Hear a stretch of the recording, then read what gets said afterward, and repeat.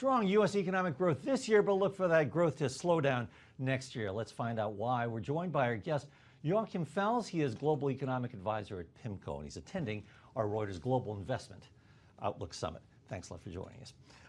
Joachim, what do you see as the elements slowing down our economy next year? Well, I think there are a couple of reasons why the economy is going too slow. We're in a growing but slowing environment. First of all, we've seen a significant tightening of financial conditions. The Fed has been raising short-term interest rates. They're running down their balance sheet. Bond yields have risen. Equities have become more volatile. Credit spreads have widened a little bit.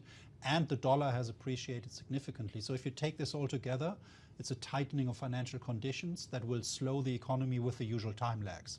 That's one reason. Second reason is the global economy is slowing. So China, Europe, Japan have all seen slowing growth, which will start to affect US exports.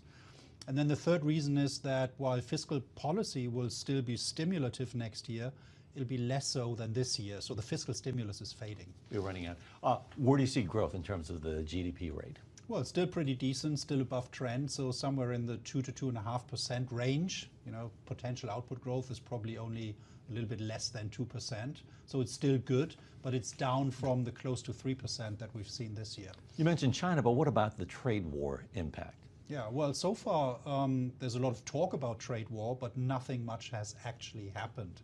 We've imposed tariffs on some of China's imports. The recent round was tariffs on a larger number of imports, 200 billion, but it's only a 10% rate. So the impact so far has been fairly minor. But I think in the course of next year, you'll see more of that impact coming through. So that could be an additional reason to slow the economy, particularly if those tariffs are being increased further. Joachim, you also mentioned the Fed. What are the risks that the Fed makes a policy mistake? Well, I think there's always that risk because monetary policy operates in an uncertain environment. The ability of the Fed and other economists to forecast the economy is very limited. We don't know exactly where neutral is.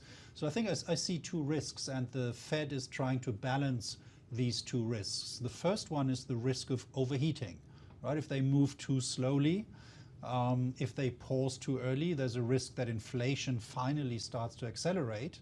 So that's one risk. The other risk is the risk of over-tightening, doing too much and then slowing the economy, potentially even causing a recession by 2020. So I think the Fed wants to balance those two risks.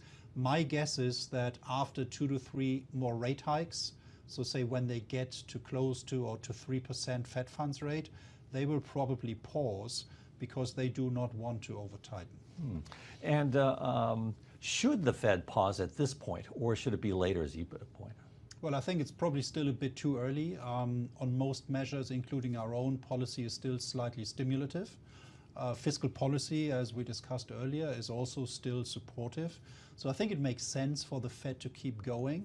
But I think once they've hiked interest rates, say 2 to 3 more times, I think that would probably be the appropriate time to pause. And I think by that time, say by the middle of next year, you will also see signs that the economy is slowing and markets will probably continue to be volatile as we have seen over the past couple of months already.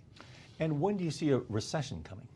Well, I think 2020 at the earliest. That's not a done deal. I mean, it really depends on how the trade war evolves, how far the Fed goes, whether Congress will smooth over the fiscal cliff that will be coming at this time next year. So I would say 2020 at the earliest. It's not inevitable. But what is clear is that we have entered the later stage of the business cycle. But again, late cycle does not mean end cycle. You could compare it to a tennis match, right? We've entered the 5th and last set, but in some places, like in Wimbledon, at least so far, they're not playing a tie break. So the 5th set could last quite a long time. That's more global. Here in the U.S., we like to say in the 8th or 9th inning of a baseball game. Given the late stage of the economic growth that you're talking about, what does it mean in terms of the U.S. stock market performance? We've been outperforming the other markets. Do you expect that to continue, and for how much longer? Yeah, so we expect the U.S. stock market to continue to outperform most foreign markets. One reason for that is that the U.S. has superior earnings growth. Return on equity in the U.S. is much stronger than elsewhere. Also, the US stock market is much less cyclical than other stock markets. So the share of cyclical stocks in the overall stock market capitalization is lower.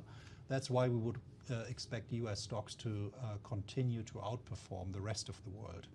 Also, stocks usually still do well, relatively well, in the later stage of the cycle. Credit starts to underperform, stocks continue to do well. However, they become more volatile, and we've started to see that already. Which you mean what, stay away from corporate credit? Not stay away, but be a little bit more cautious, and within corporate credit, focus on the higher rated companies and the shorter maturity bonds. All right, so chance of a recession in 2020, stocks still, US stocks outperforming for now. Thanks a lot for sharing your thoughts with us, Joachim. Thanks for having me. Our thanks to Joachim Fels, Global Economic Advisor at PIMCO. I'm Fred Katayama, and this is Reuters.